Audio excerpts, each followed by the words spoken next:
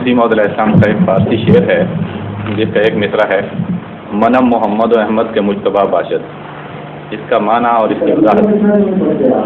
وہ دوسرا مجھے پورا آتا نہیں جی، پہلا مصرع۔ پہلے مصرے میں مسیح الزمان کا ذکر ہے کہ میں ہی وہ مسیح الزمان ہوں، منم محمد و احمد کے مجتبیٰ، یہ دوسرا مصرع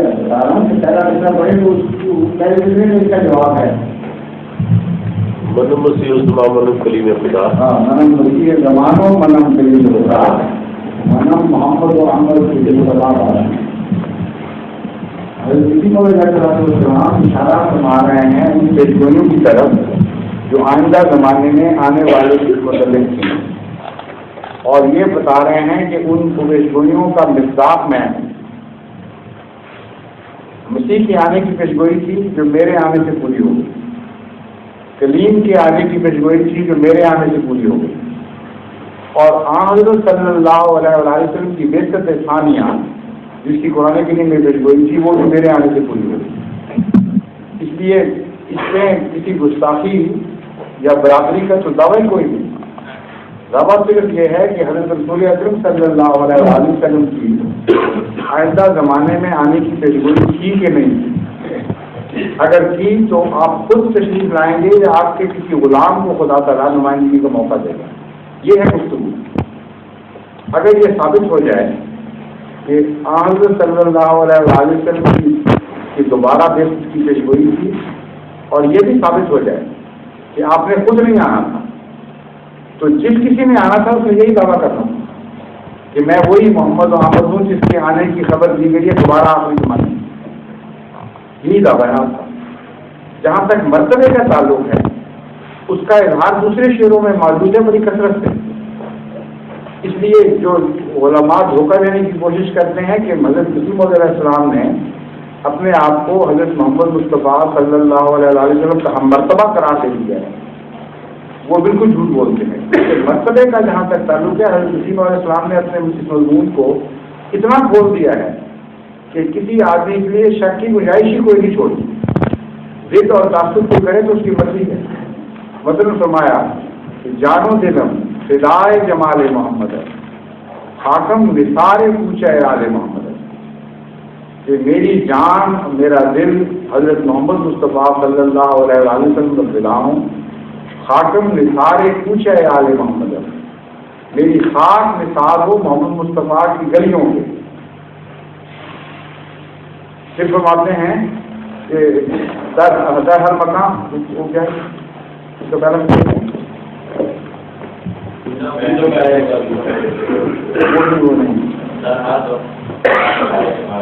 مزاج ہمارے ملک کا پہلا مطلب کیا ہے؟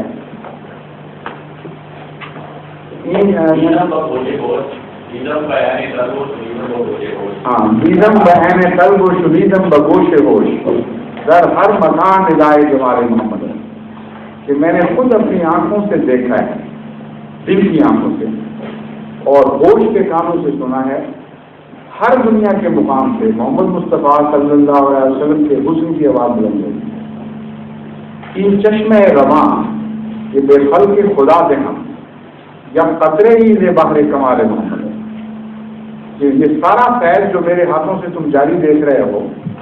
یہ حضرت محمد مصطفیٰ صلی اللہ علیہ وسلم کے عرفان کے سمندر کا ایک قطرہ ہے۔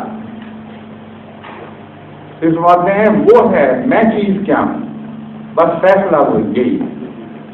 سب ہم نے اس سے پایا شاہد ہے تو خدا،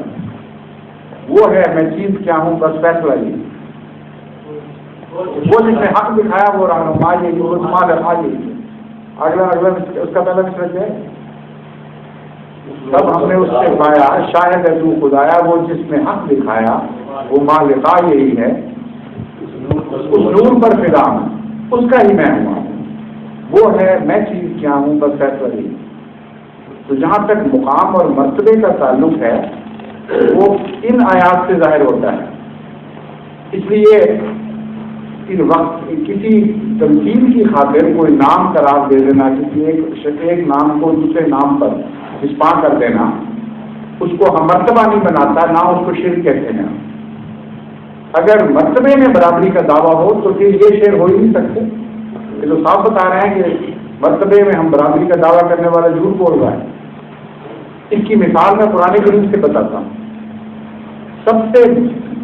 زیادہ توحید کے گیت حضرت صلی اللہ علیہ وسلم نے گائے، سب سے زیادہ توحید کی روشنی قرآن کریم میں ملتی ہے۔ اس کے باوجود قرآن کریم میں اللہ تعالیٰ فرماتا ہے ما رمیت اذ رمیت ولکن اللہ رمی، اے محمد صلی اللہ علیہ وسلم تو نے مٹھی نہیں چلائی یا تیر نہیں چلایا جب تو نے چلایا، ولکن اللہ رمی، بلکہ اللہ نے چلایا۔ پھر دوسرے موقع پر فرمایا انما یبایعون اللہ ید اللہ فوق ایدیہم، کہ وہ لوگ جو تحت شجرہ بیعت کر رہے ہیں یہ محمد کی نہیں اللہ کی بیعت کر رہے ہیں۔ اور مزید شک کو دور کرنے کے لیے فرمایا ید اللہ تحت ایدیہم اور فوق ایدیہم، اللہ کا ہاتھ ہے ان کے ہاتھوں کے اوپر، جو محمد کا ہاتھ تھا وہ اللہ کا ہاتھ ہے۔ اب بتائیں کہ کیا یہ دعویٰ ہے کہ رسول کریم صلی اللہ علیہ وسلم اور اللہ ایک ہی چیز ہے؟ کیا یہ دعویٰ ہے کہ حضرت محمد مصطفیٰ کی مٹھی حقیقتاً اللہ تھا، وہ محمد رسول اللہ علیہ وسلم نہیں تھے؟ بیعت کرتے وقت اللہ نے بیعت دی، محمد رسول اللہ علیہ وسلم کا وجود اللہ تھا اس وقت۔ ایک جاہل آدمی تو ضد کر سکتا ہے، چنانچہ بہائیوں نے یہی اعتراض کیا ہوا ہے، بعض عیسائیوں نے بھی کیا ہوگا، مگر بہائیوں نے تو واضح طور پر اعتراض کیا ہے قرآن کریم پر کہ دیکھ لو اللہ ہونے کا دعویٰ کر دیا۔ سوال یہ کہ جھوٹ ہے یہ۔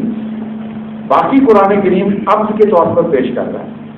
غلام کے طور پر پیش کر رہا ہے، اور کامل غلام کو عطا کے طور پر، اعزاز کے طور پر بعض دفعہ آقا کا نام مل جاتا ہے۔ یہ بتانے کے لیے نہیں کہ وہ ہم مرتبہ ہے، یہ بتانے کے لیے کہ اس نے اپنا وجود دوسرے وجود کے لیے کلیتاً مٹا ڈالا ہے، اس کا کچھ بھی بات نہیں۔ ان معنوں میں آپ کو اللہ فرمایا گیا، یہ تو نہیں کہ نعوذ باللہ گستاخی کر ہوگی خدا تعالیٰ کی محمد کو اللہ کہا جاتا ہے۔ مطلب یہ تھا کہ محمد مصطفیٰ صلی اللہ علیہ وسلم کی شان ہے کہ سب بندوں میں سے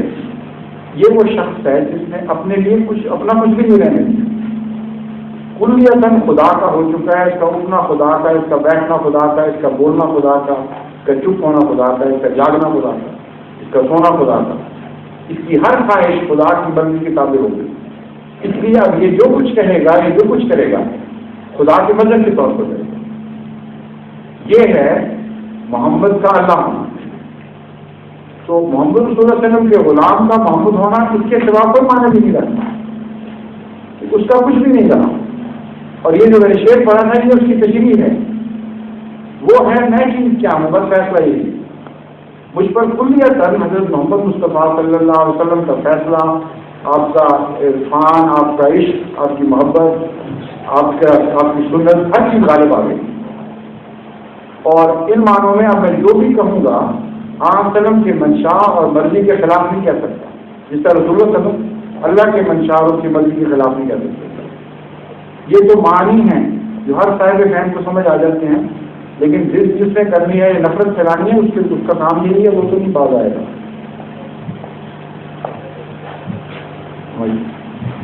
ظہور مہدی آخر